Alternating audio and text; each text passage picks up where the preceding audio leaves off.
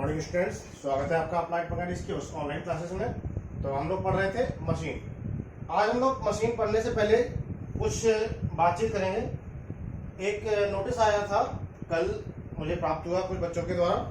तो वो उस नोटिस में बहुत सारे कन्फ्यूजन है। नोटिस में कन्फ्यूजन नहीं है, बच्चों में कन्फ्यूजन है। बच्चे में बहुत सारे कन्फ्यूजन है कि भाई पेपर कब होगा, कैसे होगा, ऑनलाइन होगा, ऑफलाइन होगा, कब फॉर्म भरे जाएंगे, होगा भी या नहीं भी होगा। कुछ सब बच्चे ये भी समझ रहे हैं कि हम बिना पेपर दिए ही पास हो जाएंगे।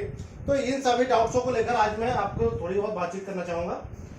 पहली बात तो पेपर होगा, कंपलसरी होगा और जरूर होगा, ठीक है। बिना पेपर दिए आप अगले सेमेस्टर में प्रमोट नहीं होंगे, क्योंकि इसमें बैक पेपर वगैरह बहुत सारी दिक्कतें होती हैं। तो इन सभी बच्चों को एक साथ पास नहीं किया जा सकता, क्योंकि ये टेक्निकल एग्जाम है। क्लियर। तो पहली बात आप लोग ये ध्यान रखें कि पेपर होगा और जरूर होगा। अब ये बात आती है कब होगा, तो लॉकडाउन खुलने के लगभग 3 हफ्ते बाद पेपर होने की संभावना है, ठीक है। जो भी सरकार की गाइडलाइंस है कि लॉकडाउन खुलने के 3 हफ्ते बाद लगभग आपको कुछ टाइम दिया जाएगा, ठीक है, प्रिपरेशन के लिए। उसके 3 हफ्ते बाद आपको होने की संभावना है एग्जाम, और आपको सभी को तैयार रहना है। अब क्लासेस नहीं हो रही हैं, तब भी 3 हफ्ते का ही टाइम दिएगा। तो क्लासेस अब पॉसिबल नहीं है अब ज्यादा कराना, तो इसलिए आप अपने घर पर ही, जैसे मैं आपको तैयारी करा रहा हूं, ऐसे ही आप लोग बाकी सब्जेक्ट की भी कहीं ना कहीं से आप यूट्यूब पे जाएंगे, सब्जेक्ट का नाम डालेंगे, आपको बहुत सारे वीडियो मिल जाएंगे। उनमें से जो आपको पसंद आता है, जो आपको अच्छा लगता है, वो आप देख सकते हैं, अपने टॉपिक क्लियर कर सकते हैं। आप टॉपिक वाइज भी वीडियो डाउनलोड कर सकते हैं। डाउनलोड करने की जरूरत नहीं है, आपको यूट्यूब पे आराम से मिल जाएंगे। हर एक टॉपिक का वीडियो यूट्यूब पे उपलब्ध है, हर एक टॉपिक का, हर एक सब्जेक्ट का। ये डिपेंड करता है कि आप कौन सा टॉपिक पढ़ना चाह रहे हैं और कौन सा नहीं पढ़ना चाह रहे हैं। हर एक सब्जेक्ट का हर एक टॉपिक यूट्यूब पर उपलब्ध है। तो आप अगर चाहेंगे, कोशिश करेंगे, तो वो आपको मिल जाएगा। क्लियर। अब बात आती है कि होगा कैसे। तो कल जो हमारा जो एक नोटिस आया है, उसमें पेपर जो हम लोग अभी लखनऊ लेने जा रहे थे, पहले कभी मतलब अगले पिछले सालों में जो हम लोग क्वेश्चन पेपर लखनऊ लेने जाते थे, वो अब हमें लखनऊ लेने नहीं जाना है। वो हमें ऑनलाइन प्रोवाइड किए जाएंगे। ऑनलाइन हमारे संस्था लॉगिन पर या हमारे प्रिंसिपल के लॉगिन पर वो आधा घंटा 1 घंटा जैसा भी उनकी टाइमिंग होगी, उस टाइमिंग पर वो क्वेश्चन पेपर उपलब्ध कराए जाएंगे, ठीक है। तो यानी कि हमको जो पेपर लखनऊ लेने जाना था, वो पेपर अब हमें ऑनलाइन दिया जाएगा। इस चीज का उसमें वर्णन किया गया है, ठीक है, उस नोटिस में इस चीज का। और कहा गया कि जो कॉपियां हैं वो ऑनलाइन ही चेक होंगी, यानी कि जो आपकी जो कॉपियां हैं। अब बच्चों में डाउट है, सर ऑनलाइन ही पेपर होगा क्या? नहीं, ऐसा कुछ नहीं है। ऑनलाइन पेपर नहीं होगा।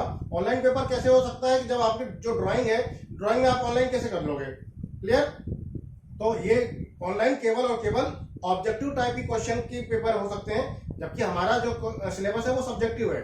उसमें थ्योरी भी है, न्यूमेरिकल भी है, फिगर भी है, बहुत सारी चीजें हैं। तो वो चीज पॉसिबल नहीं है ऑब्जेक्टिव टाइप में। क्लियर।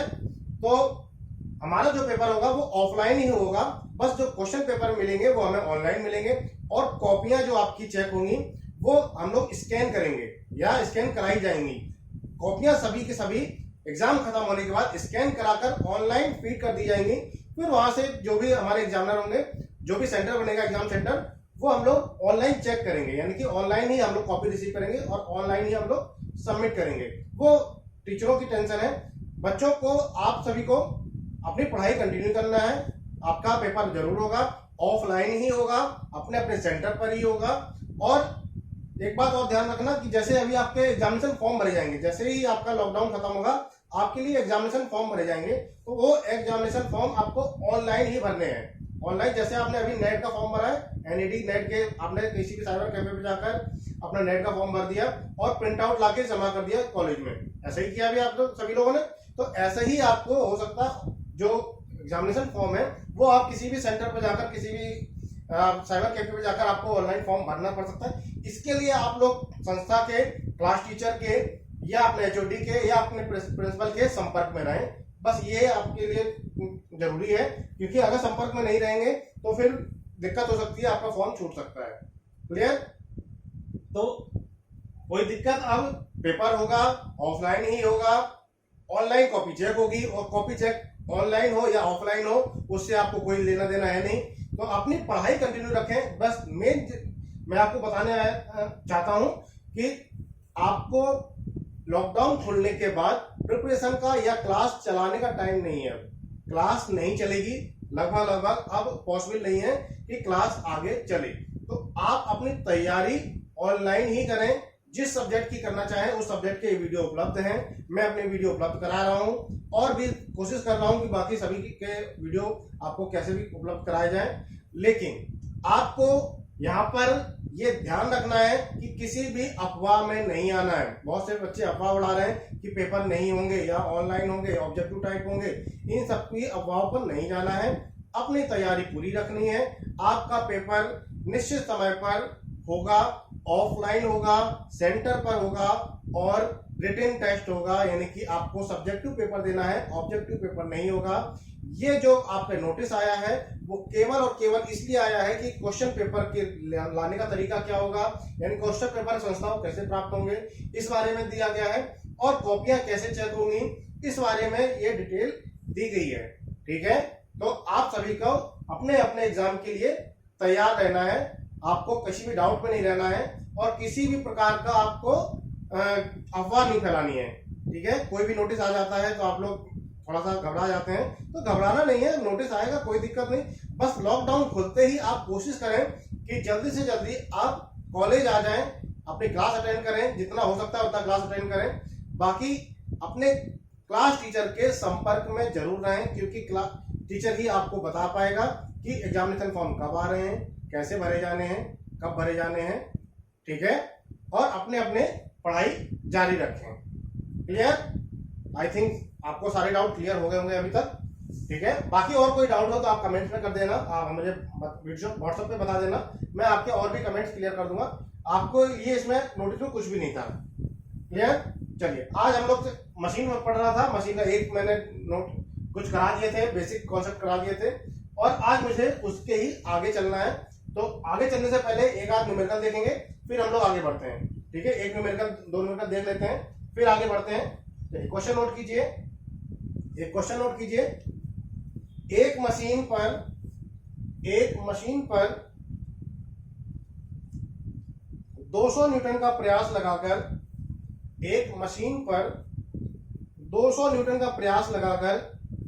2400 न्यूटन का भार उठाया जा सकता है।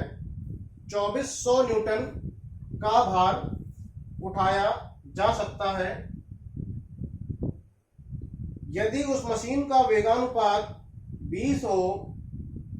यदि उस मशीन का वेगानुपात 20 हो तो इस भार पर मशीन में घर्षण में नष्ट प्रयास ज्ञात कीजिए। घर्षण में नष्ट प्रयास ज्ञात कीजिए। यांत्रिक लाभ तथा दक्षता भी ज्ञात कीजिए। यांत्रिक लाभ तथा दक्षता भी ज्ञात कीजिए। कितना दिया है? P इक्वल टू दिया है 200 न्यूटन। देखिए, P इक्वल टू दिया है 200 न्यूटन, W इक्वल टू दिया है 2400 न्यूटन। तो ये लीजिए M आ गया, W अपॉन P, W का मान है 2400 बटे 200 12, MA का मान आ गया 12। इसके बाद क्या कह रहा है कि घर्षण में नष्ट प्रयास ज्ञात करना है, तो ईटा दक्षता MA अपॉन VR। VR का मान दिया गया है 12, MA का मान दिया गया है आ गया 12 और VR वेगानुपात 20 हो। सवाल में कहा गया है वेगानुपात 20 हो तो कितना आ जाएगा? 6/10 यानी कि 0.6 और दक्षता में क्या करते हैं? इंटू 100 करते हैं, ये हो जाएगा 60%। क्लियर? इसके बाद क्या कह रहा है? घर्षण में नष्ट प्रयास ज्ञात कीजिए।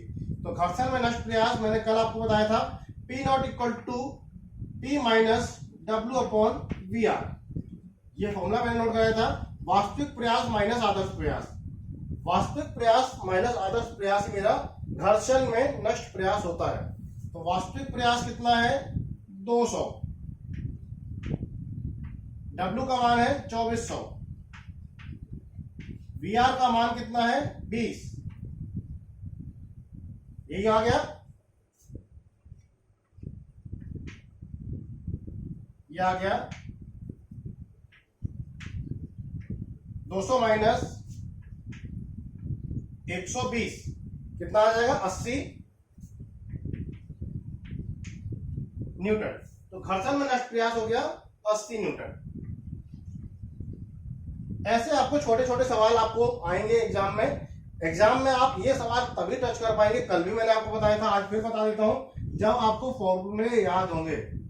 ये फॉर्मूले अगर आपको याद हैं तभी आप इन सवालों को टच कर पाएंगे और इन सभी सवालों को सही कर पाएंगे। अगर आपको फॉर्मूले याद नहीं है तो आपसे यहाँ पर कुछ भी नहीं होने वाला। क्लियर? तो फॉर्मूले यहाँ पर मेन है, फॉर्मूले पर आपको ज्यादा ध्यान देना है। सारे और ज्यादा नहीं है, मुश्किल से 8-10 फॉर्मूले हैं पूरे चैप्टर में, बस उससे, और वो भी छोटे छोटे, कोई बड़ा फॉर्मूला भी नहीं है। है एक न्यूमेरिकल और नोट कीजिए। देखिए, एक भार उठाने वाली मशीन में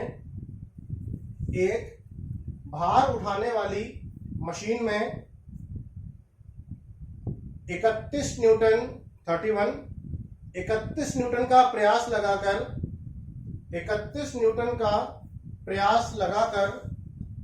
1000 न्यूटन का भार उठाया जा सकता है।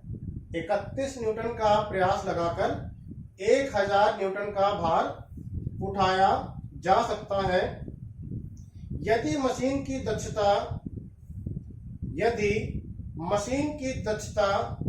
0.75 हो। यदि मशीन की दक्षता 0.75 हो तो वेगानुपात ज्ञात कीजिए। तो वेगानुपात ज्ञात कीजिए। यदि, आगे इसी सवाल में ही है, यदि यह मशीन 200 न्यूटन का भार, यदि यह मशीन 200 न्यूटन का भार, सॉरी 2000 न्यूटन का भार, 200 नहीं 2000 है। यदि यह मशीन 2000 न्यूटन का भार 61 न्यूटन का प्रयास लगाकर उठाती हो, 61, यदि यह मशीन 2000 न्यूटन का भार 61 न्यूटन का प्रयास लगाकर उठाती हो तो मशीन की दक्षता क्या होगी? तो मशीन की दक्षता क्या होगी? और लास्ट में है एक लाइन और, 5 किलोन्यूटन भार उठाने के लिए 5 किलोन्यूटन भार उठाने के लिए कितने प्रयास की आवश्यकता होगी? 5 किलोन्यूटन भार उठाने के लिए कितने प्रयास की आवश्यकता होगी? ठीक है, सवाल में देखिए क्या दिया है। एक भार उठाने वाली मशीन में 31 न्यूटन का प्रयास लगाकर कितने न्यूटन का भार उठाया जा रहा है? 1000 न्यूटन का। 1000 न्यूटन का भार उठाया जा सकता है। तो मशीन, यदि मशीन की दक्षता भी दी गई है 0.75 हो तो वेगानुपात ज्ञात कीजिए।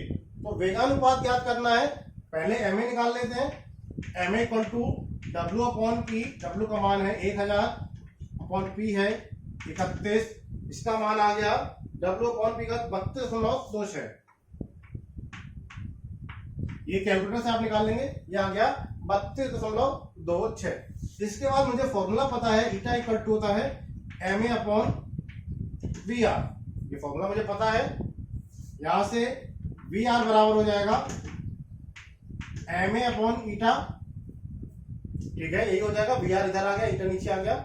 ma का मान है 32.26, ईटा का मान है 0.75। ये लीजिए, VR का मान भी आ गया 43।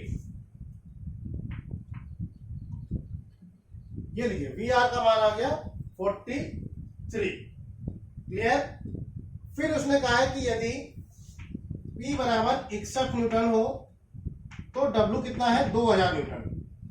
ऐसा कहा गया है, कहा है कि यदि 2000 न्यूटन का भार 61 न्यूटन के प्रयास से उठाता तो मशीन की दक्षता क्या होगी? मशीन की दक्षता ज्ञात करनी है। तो अगेन ma इसने चेंज कर दिया, तो ma बराबर निकाल लेंगे W अपॉन P। W का मान है 2000, P का मान है 61, कैलकुलेटर से इसका मान निकालिए। 2000/61 का मान आ गया 32.79, 32.79। ठीक है, MA आ गया। VR मुझे पता है 43 है, VR मैं निकाल चुका हूं 43। दस्ता पूछ रहा है, दस्ता हो जाएगा MA/VR। MA का मान 32.79 डिवाइड बाई 43। कैलकुलेटर से इसका मान निकालिए। 32.79 डिवाइड बाई 43 आ रहा है 0.763। क्या करेंगे, इंटू 100 करेंगे, इक्वल टू आ जाएगा 76.3%। 76.3%। क्लियर? यहां तक सब बात समझ में आ गई? इतना नोट कर लो, पहले इतना नोट कर लीजिए। इसके बाद कह रहा है कि 5 किलोन्यूटन भार उठाने के लिए कितने प्रयास की आवश्यकता होगी। 5 किलोन्यूटन भार उठाने के लिए कितने प्रयास की आवश्यकता होगी। तो मुझे फॉर्मूला पता है P equal to MW plus C। Machine का नियम पता है, P equal to MW plus C। अब मुझे P निकालना है, M का मान पता नहीं मुझे, W पता है केवल 5 किलोन्यूटन यानी 5000 न्यूटन। C मुझे पता नहीं, घर्षण में नष्ट प्रयास कितना है ये मैं पता नहीं। ठीक है, देखिए इसको कैसे निकालते हैं।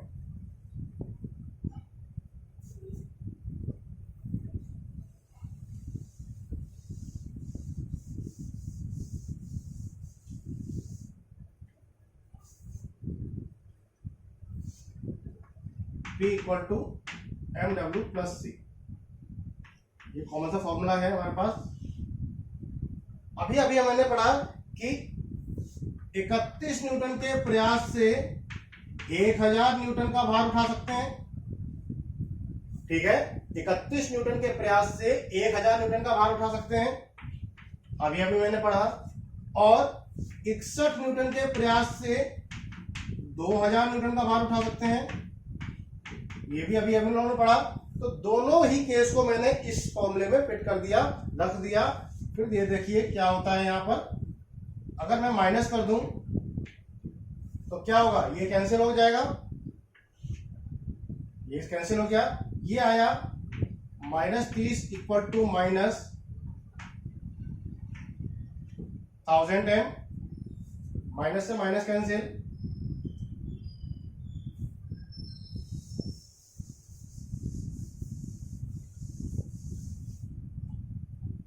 अच्छा सवाल है, ये आ चुका है। M इक्वल टू आ रहा 30/1000 यानी कि 0.03। ये लीजिए M बराबर आ गया 0.03। इस M का मान समीकरण नंबर 1 में रखने पर M का मान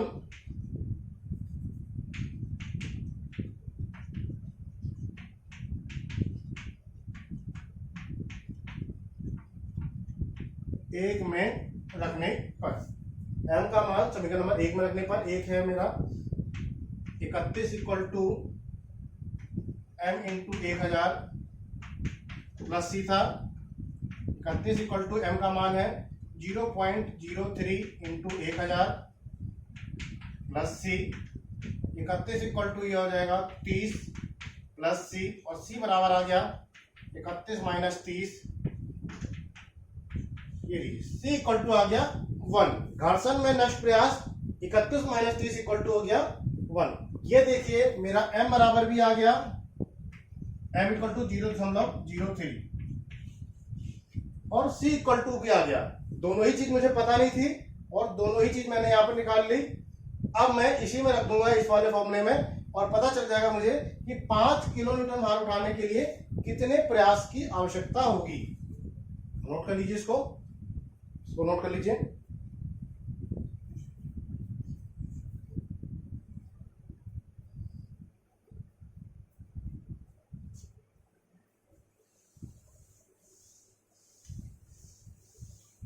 ये दोनों अभी काम के हमारे।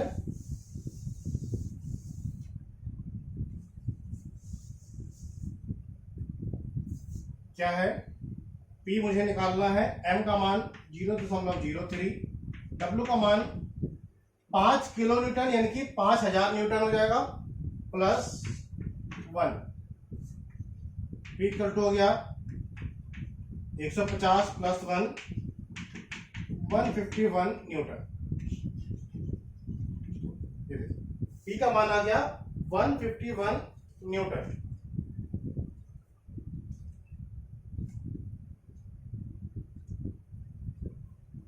ठीक है, हो जाएगा अब ऐसा सवाल। तो ये थे हमारे पुराने कॉन्सेप्ट के सवाल। अब हम लोग देखते हैं कुछ नया कॉन्सेप्ट। नेक्स्ट हेडिंग डालिए, अधिकतम यांत्रिक लाभ एवं अधिकतम यांत्रिक दक्षता। नेक्स्ट हेडिंग है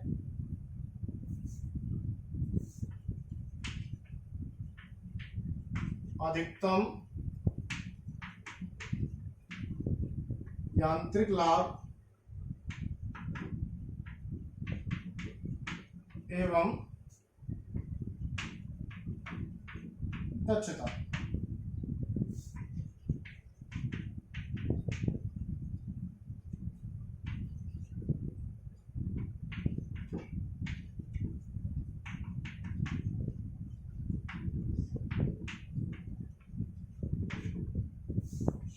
maximum mechanical advantage and efficiency, maximum MA and efficiency, ये हेडिंग है।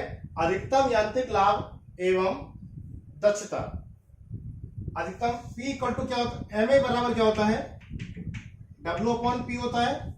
ये तो कॉमन सा हमारा पास फॉर्मूला है, MA equal to W upon P। और P अभी अभी हम लोगों ने देखा, क्या मैं P को MW प्लस C लिख सकता हूं? मशीन के नियम के अनुसार P इक्वल टू मैं लिख सकता हूं MW प्लस C। तो क्या MA बराबर, अगर मैं W को नीचे लाता हूं, देखिए क्या हो सकता है, MW upon W plus C upon W लिख सकता हूं। क्या ये W से ये W कैंसिल हो गया, ये आ गया 1 upon M plus C upon W। ठीक है, 1 upon M plus C upon W, ये आ गया MA का एक जनरल फॉर्मूला बनकर आया। अभी अधिकतम निकल के नहीं आया, मुझे निकालना है अधिकतम। अब यहां पर ध्यान से देखिए, M यहां पर क्या है, घर्षण गुणांक है, जो कि एक कांस्टेंट होता है। घर्षण गुणांक एक निश्चित होता है, कांस्टेंट होता है। C क्या होता है यहां पर, घर्षण में नष्ट प्रयास, ये भी एक लिमिट होती है इसकी। C की क्या होती है, एक लिमिट होती है। वही घर्षण में नष्ट प्रयास 5 होगा, 10 होगा, 15 होगा, 50 होगा, अनलिमिटेड तो नहीं हो सकता बिल्कुल भी घर्षण में नष्ट प्रयास। ये है मेरा W की कोई लिमिट नहीं है, W की कोई लिमिट नहीं है। मैं 1 न्यूटन भी लगा सकता हूं, 10 न्यूटन भी लगा सकता हूं, 1000 न्यूटन भी, लाख करोड़ कितना भी लगा सकता हूं, इसकी कोई लिमिट नहीं है। क्लियर। अब मुझे ओवरऑल वैल्यू कितनी चाहिए, अधिकतम चाहिए। अब ध्यान से सुनना जरा, अगर मुझे MA का मान अधिकतम चाहिए तो मुझे M plus C upon W का मान न्यूनतम होना चाहिए। M plus C upon W का मान न्यूनतम होना चाहिए। तो आप लिख लीजिए लाइन, जब M plus C upon W का मान न्यूनतम होगा,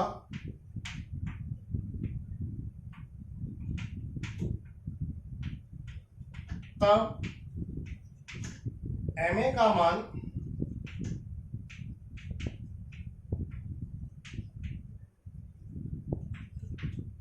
अधिकतम होगा। ठीक है, जब M plus C upon W का मान न्यूनतम होगा तब MA का मान अधिकतम होगा। ठीक है, अब बात करती है नीचे का मान न्यूनतम कब होगा। अभी M plus C upon W का मान न्यूनतम कब होगा, ये तो फिक्स है, ये भी फिक्स है। जब W का मान मैं इतना ज्यादा बढ़ा दूं, W का मान मैं बढ़ा सकता हूं, जितना ये बड़ा होगा उतना ये कम होता चला जाएगा। जब ये अधिकतम आएगा तभी तो ये न्यूनतम होगा। जब W का मान अधिकतम आएगा तब M plus C upon W का मान न्यूनतम होगा। आगे लिखेंगे, जब W का मान अधिकतम होगा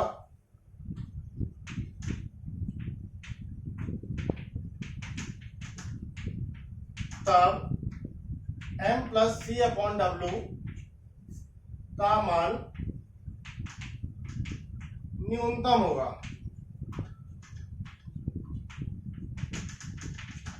ठीक है, क्या लिखा मैंने, जब W का मान अधिकतम तब M प्लस सी अपॉन डब्ल्यू का मान क्या होगा, न्यूनतम होगा। अब बात करते हैं ये अधिकतम कब हो जाएगा, देखिए कैसे। तो W का मान मैं इतना बढ़ा दूं, मान लीजिए C की कोई एक वैल्यू है, मान लीजिए 5 है, 10 है, 15 है, 100 है, कुछ भी मान लिया। एक C जो घर्षण में नष्ट प्रयास है उसका मान मैंने, ये तो कांस्टेंट है, इसको हटा दीजिए, वेरिएबल केवल C अपॉन डब्ल्यू है। ठीक है, क्योंकि W का मान वेरिएबल है इसलिए इसका टोटल मान जो है वो वेरिएबल है। ये कांस्टेंट है, इससे हमको कुछ भी ना प्लस कर सकते हैं ना माइनस कर सकते हैं। अब W का मान मैं इतना ज्यादा कर दूं, C का मान कुछ एक कांस्टेंट रख दिया मैंने, 1000 कर दिया, कुछ भी कर दो। ठीक है, ये है घर्षण में नष्ट प्रयास, आप कुछ भी मान रख दीजिए।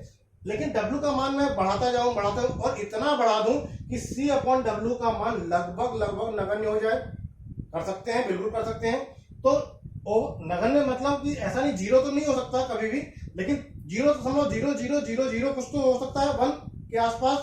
कि W का मान मान लीजिए, इसका मान है, C का मान, C अपॉन डब्ल्यू मुझे निकालना है। C का मान मैंने मान लिया 1000 है, फॉर एग्जाम्पल मैंने मान लिया 1000 है। लेकिन W की तो कोई लिमिट नहीं है, W की तो कोई लिमिट नहीं है अभी। तो इसका ओवरऑल मान क्या आएगा, C अपॉन डब्ल्यू का मान ऐसे आ सकता है क्या, 0.000 कितने भी जीरो लग सकते हैं 1। तो अप्रोक्सीमेट लगभग ये शून्य के बराबर होता है। पूरा शून्य तो नहीं होगा, लेकिन लगभग इतना बढ़ा दिया जाए, W का मान इतना अधिक कर दिया जाए कि C अपॉन डब्ल्यू का मान लगभग शून्य हो जाए, तब लगभग शून्य हो जाए तब। तो इसी चीज को आप लिख लीजिए, यदि W का मान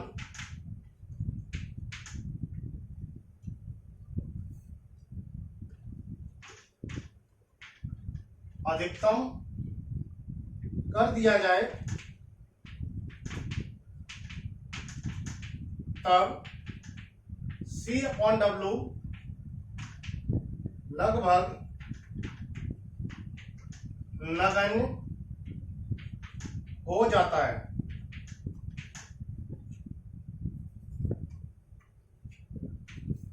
जब W का मान अधिकतम कर दिया जाए तब C अपॉन डब्ल्यू का W लगभग नगण्य हो जाता है।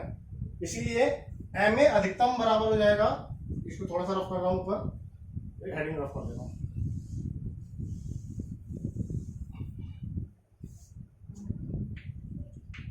MA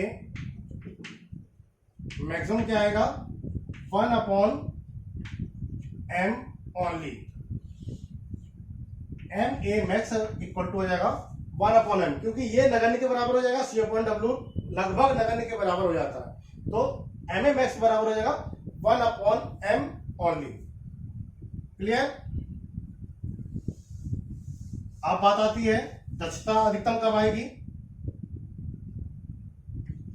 ईटा मैक्सिमम कब आएगा। तो क्या होता है, MA अपॉन VR होता है। तो MA जब मैक्सिमम हो जाएगा तब ईटा मैक्सिमम हो जाएगा। ठीक है,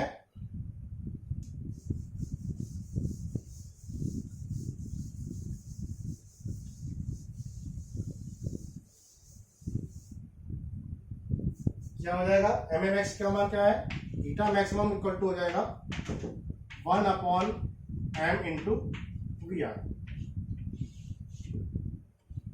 ये दो फॉर्मूले और निकल कर आए, एक MA मैक्स और एक eta max. Eta max equal to हो जाएगा 1 अपॉन M इंटू VR, और MA मैक्सिमम इक्वल टू हो जाएगा 1 अपॉन M ओनली। क्लियर। तो ये दो फॉर्मूले और आपके ऐड हो जाएंगे। ये क्वेश्चन नोट करते हैं इस पर।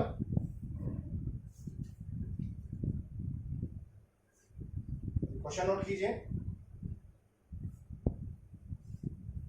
इसको रफ कर दूं।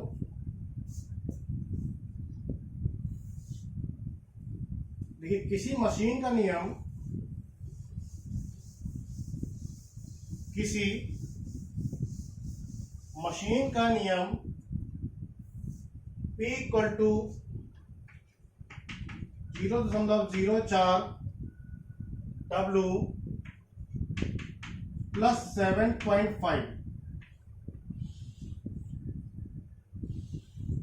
किसी मशीन का नियम P equal to 0.04 W plus 7.5 से व्यक्त किया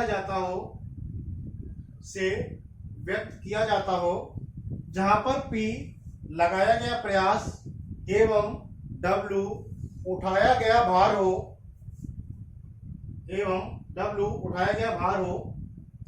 यदि VR 40 हो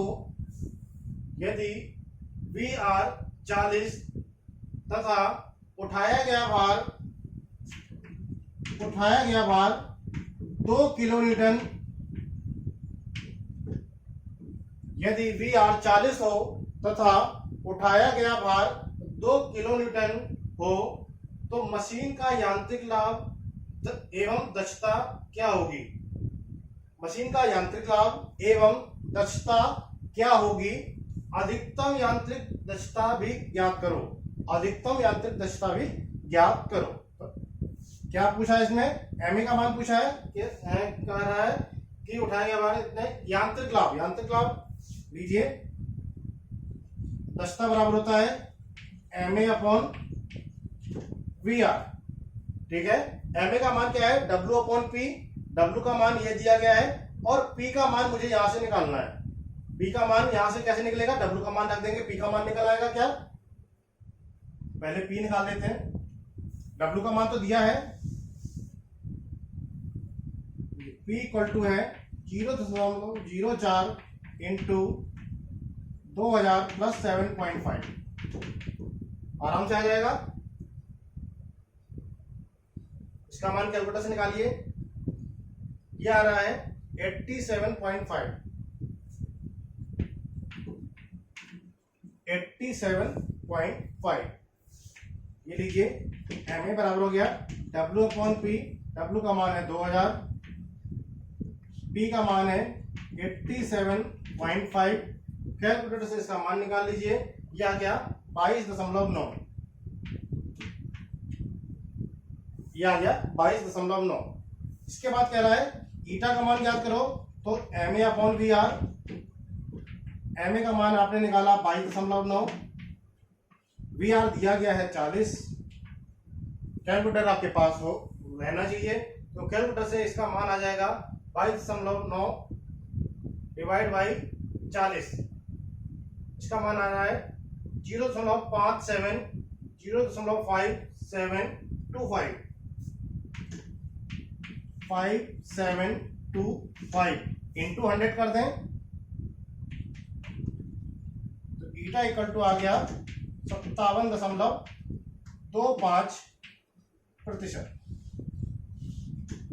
ईटा इक्वल टू आ गया 57.25%। अब बात करें अधिकतम यांत्रिक दक्षता पूछ रहा है। अभी क्या बताया था मैंने अभी 1/m इंटू VR। यही तो होता है अधिकतम यांत्रिक दक्षता। m का मान कहां से आएगा? ये दिया है m का मान P equal to MW plus C होता है। ये P इक्वल टू क्या होता है? MW plus C। तो m का मान कितना हो गया? 0.04। VR का मान दिया है 40। 0.04 इंटू 40। इसका मान बताइए कितना आ गया? 0.625 इंटू 100 कर देंगे 62.5। ये अधिकतम यांत्रिक दक्षता भी निकल आई।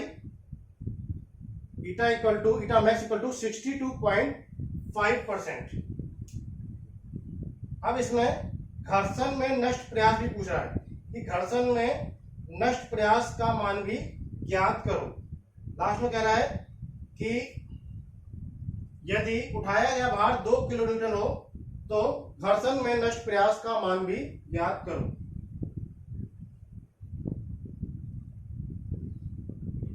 तो देखते हैं घर्षण में नष्ट प्रयास क्या है, इसको रफ कर दूं।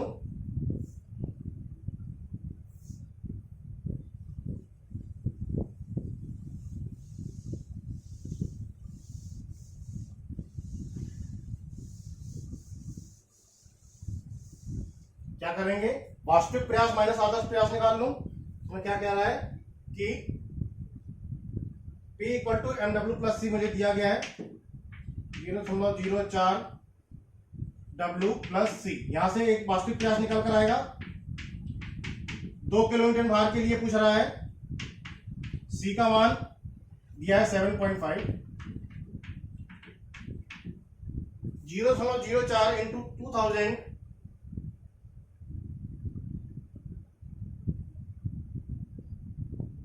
Just minute, 1 minute. घर्षण में नष्ट प्रयास का अलग,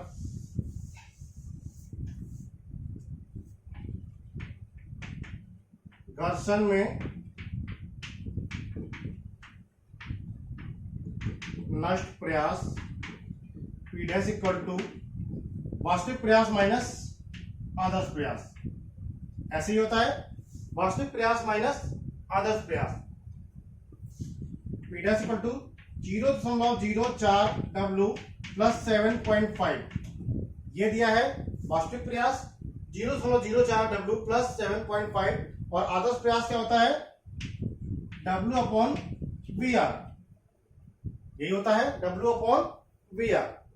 इसमें आपको रखना है W का मान, तब निकल कर आएगा हमारा वास्तविक ये घर्षण में नष्ट प्रयास।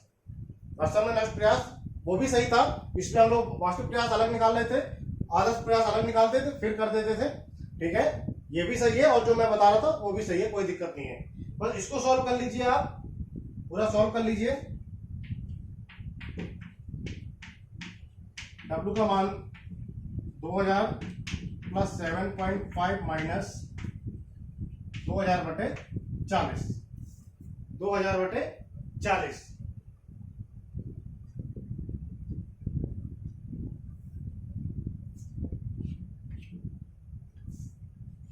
कैलकुलेटर से इसका मान निकाल लो, कैलकुलेटर होगा आपके पास, कैलकुलेटर से इसका मान निकाल लीजिए। ये आ रहा है 37.5।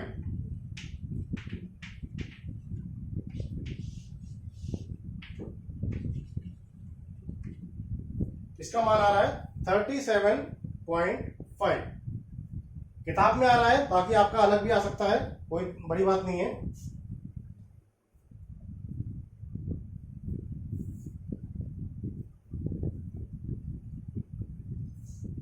कोई दिक्कत, कोई डाउट, चलो करके देख लेते हैं। यदि आपको कोई दिक्कत ही है कि डायरेक्ट हो रहा है,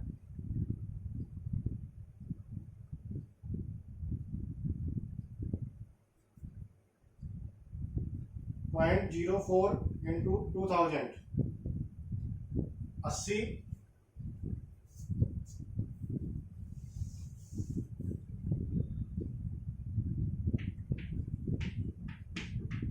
प्लस 7.5 माइनस 4 5 20 50। 80 प्लस 7.5 माइनस 50, यही आ रहा है 37.5 ही आ रहा है।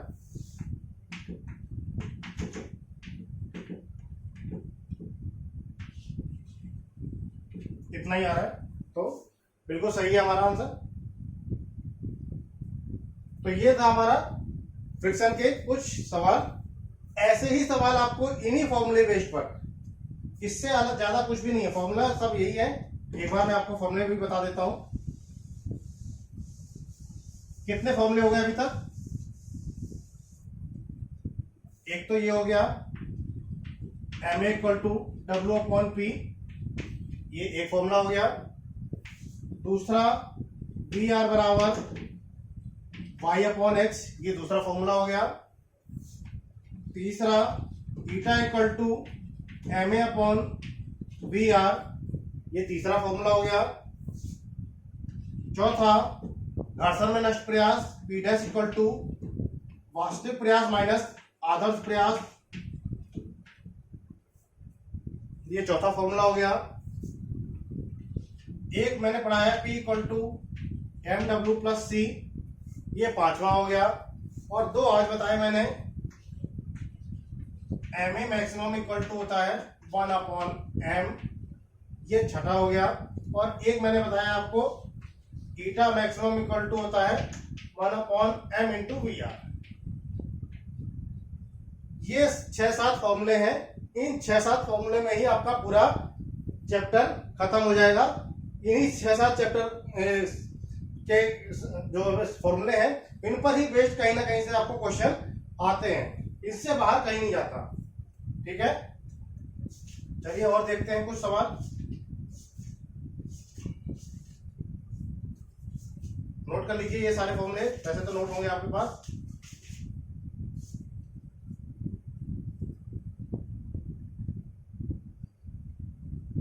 एक क्वेश्चन नोट कीजिए, क्वेश्चन नोट कीजिए, यहीं पर बता दूंगा। देखिए, एक यंत्र में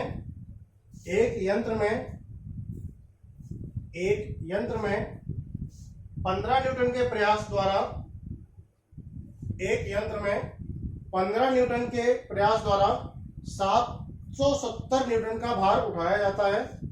770 न्यूटन का भार उठाया जाता है। P इक्वल टू दिया है 15 न्यूटन, W दिया है 770 न्यूटन का भार उठाया जाता है। यदि यांत्रिक लाभ ज्ञात कीजिए, यांत्रिक लाभ ज्ञात कीजिए। ma का मान पूछ रहा है, लीजिए W/P हो जाएगा 770 बटे 15। कैलकुलेटर से इसका मान निकाल लेंगे 770 बटे 15 का 51.33। ma बराबर हो गया, ये लीजिए, आसान सा है, पहले ही फॉर्मूला आपको लगा। इसके बाद कह रहा है यदि दक्षता 60% हो, यदि दक्षता 60% हो तो प्रतिशत को कैसे लिखते हैं हम लोग? 0.06, 0 बटे 100 करेंगे 0.6 आ जाएगा, 0.6। यदि दक्षता 60% हो तो VR का मान ज्ञात करो। लीजिए, VR बराबर पूछ रहा है, कहां सा फॉर्मूला लगेगा? ये वाला, VR इक्वल टू ma/ईटा, ये वाला फॉर्मूला लगा दिया। इनमें से बाहर नहीं जाने वाला, ये जो 7 फॉर्मूले हैं इनमें से कभी भी बाहर नहीं जाने वाला कोई भी question 51.33 divide by 0.6, 51.33 divide by 0.6 equal to आ गया 85.55।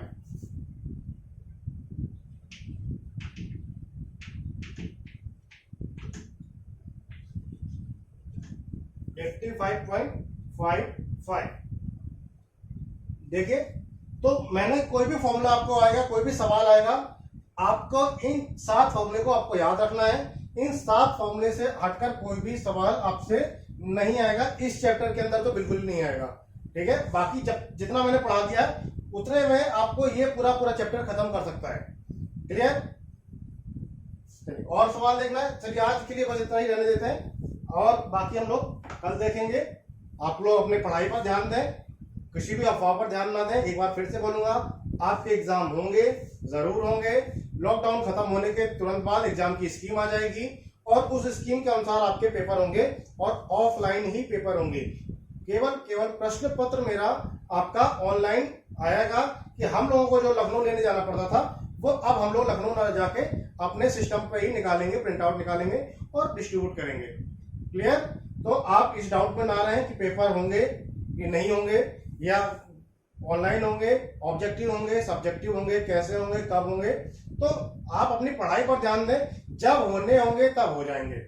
आपके लिए बस इतना एक ध्यान रखिए, पढ़ाई का टाइम नहीं मिलेगा आपको अपने क्लासेस करने का टाइम नहीं मिलेगा। जो मैं करा रहा हूं या जो आप कर सकते हैं, अभी टाइम है, वो अभी आप कर लीजिए। आपके लिए एक्स्ट्रा टाइम बोर्ड नहीं देने वाला कि आप और 2 महीने पढ़ लो फिर पेपर होंगे, ऐसा बिल्कुल नहीं होने वाला। तो अभी जो लॉकडाउन में आप पढ़ लेंगे वही आपके काम में आएगा। मेरा अभी लगभग एक हफ्ते में मेरा सिलेबस कंप्लीट हो जाएगा, पूरे सारे चैप्टर में करा दूंगा, मशीन करा दूंगा और गुरुत्व केंद्र के भी पूरा चैप्टर कंप्लीट हो जाएगा। 1-1.5 हफ्ते में मेरा पूरा चैप्टर क्लियर है, सिलेबस क्लियर है। अब आपके ऊपर डिपेंड करता है कि आप कितना पढ़ रहे हैं, कहाँ पढ़ रहे हैं, नहीं पढ़ रहे हैं, क्यों नहीं पढ़ रहे हैं, ये अब आपके ऊपर है। ठीक है, मेरा काम था आपको प्रोवाइड कराना वीडियोस, आपने मैंने पूरी पढ़ाई की है, पूरी मेहनत से पढ़ाया है आपको, बाकी अब आपकी मर्जी है। ठीक है, तो बस ठीक है, आज के लिए इतना ही। अपना पढ़ाई करते रहें, घर पर रहें, स्वस्थ रहें, सुरक्षित रहें और अपने लॉकडाउन का पालन करें और किसी भी अफवाह पर ना आकर अपनी पढ़ाई पर ध्यान दें। Clear? Thank you so much.